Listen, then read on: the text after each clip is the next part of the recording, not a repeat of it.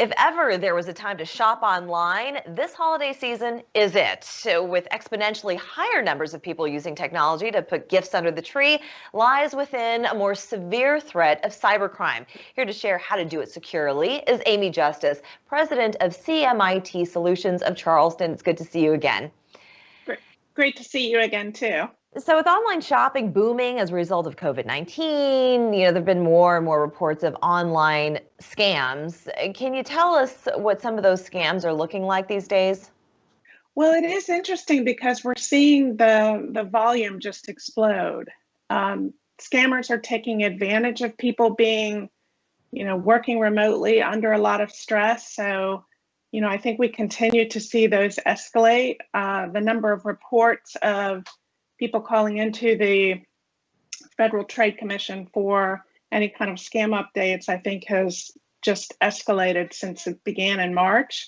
And it can be anything from clicking on a link, for what looks to be some great deal on a shopping thing, perhaps something that was sent to you in an email and clicking on it and then having malware downloaded to your computer. And it might even be just falling for what looks to be some kind of great deal. You know the old saying, if it looks too good to be true, it probably is. It is, right? I think that's actually extra true. Yes, and there are certain dangers that you can spot and ways of handling them. And I want to get into that in a second here. But what would you say are some of those kind of red flags that you should really be on the lookout for? And how are ways of, before you even open the email, knowing that it's coming from a nefarious source? Well, luckily, there are actually some good tips that help quite a bit.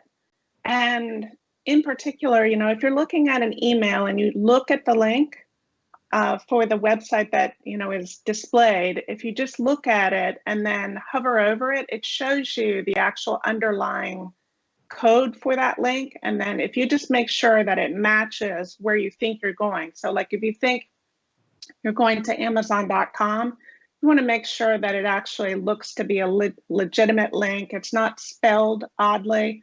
Other things to look for in the emails are if they seem to be consistent with what you would expect. So bad grammar, anything that would look that it would be out of context for a business. So if the language is a little bit off, perhaps it's not something consistent with the style of that business. Right. So I think it's good to be just vigilant about that.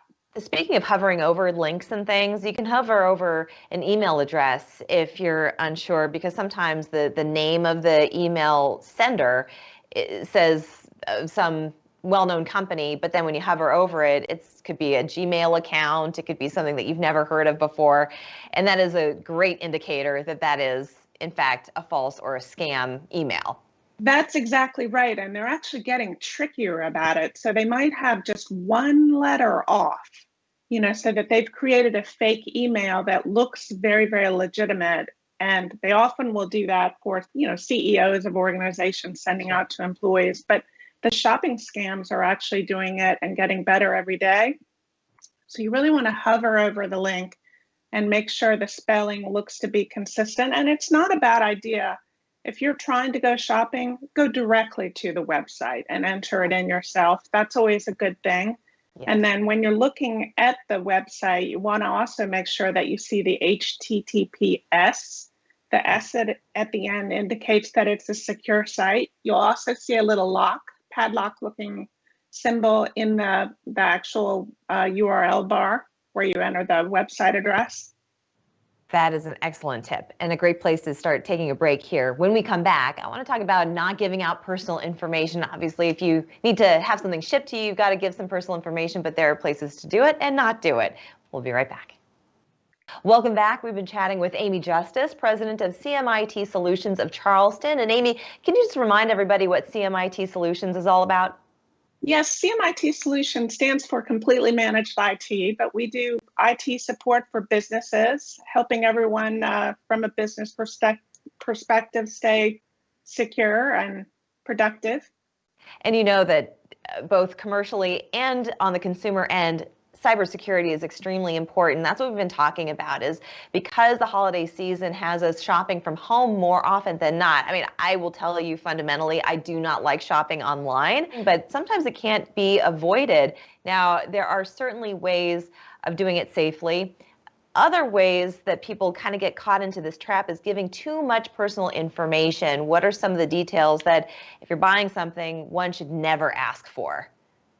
Well, it would be a red flag if anyone ever asked for a social security number, because that would never be something that would, with very rare exceptions, that you would be asked to enter. But bank account information, anything that would be personally identifiable, especially if it's coming from a pop-up ad or, from if you've gone through a website that you're familiar with, that you're confident, you go through the account setup process. Yes. I think you can be comfortable about that. It's more of the pop-up ads and things that are prompting you to enter something that just doesn't feel right.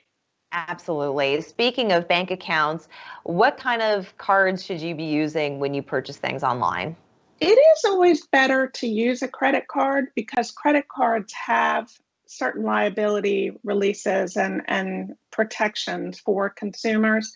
Many of the major debit card holders do as well, but there can be differences in the timing at which you are able to receive your money back in the event of an issue. So a credit card is always safer. Yes. Can you tell us just last few tips for people as they start preparing and going online? So in the case of third-party sellers, like from Amazon, you want to make sure that you're looking at any of the reviews.